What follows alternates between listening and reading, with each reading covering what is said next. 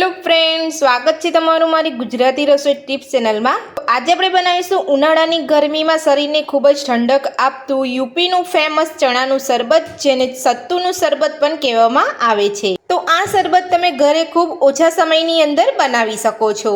તો ચાલો આપણે અહીંયા ચણાનું શરબત બનાવવાનું શરૂ કરીએ।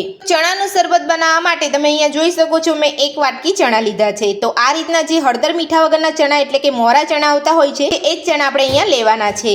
તો મેં અહીંયા એક વાટકી મોરા ચણા લીધા છે। તો મોરા ચણાની અંદરથી આ છોડા કાઢી અને આપણે બધું સરસ પીસી લેવાનું છે।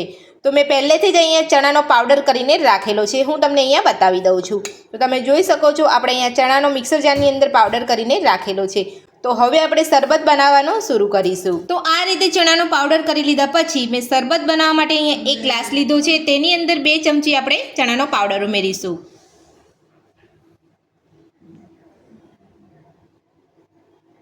તો ગ્લાસની અંદર ચણાનો પાવડર ઉમેરી લીધા પછી 2 થી 3 ચપટી જેટલો આપણે અહીંયા શેકેલા જીરાનો પાવડર ઉમેરીશું। સાથે જ આપણે અહીંયા 2 થી 3 ચપટી જેટલો સંચર પાવડર ઉમેરીશું।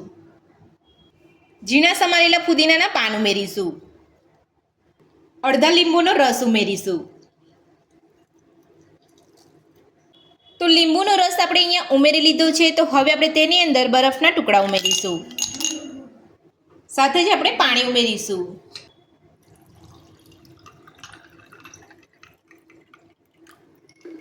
બધું સરસ મિક્સ કરી લઈશું।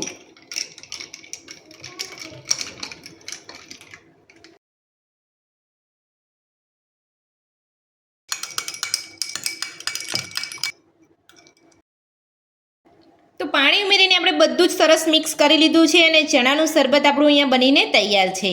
તો આ ઉનાળાની ગરમીમાં મારી આ રીતથી ચણાનું શરબત બનાવવાનું ઘરે એકવાર જરૂરથી ટ્રાય કરજો। તો આજની રેસીપી કેવી લાગી મને કોમેન્ટ બોક્સમાં કોમેન્ટ કરીને જરૂરથી જણાવજો।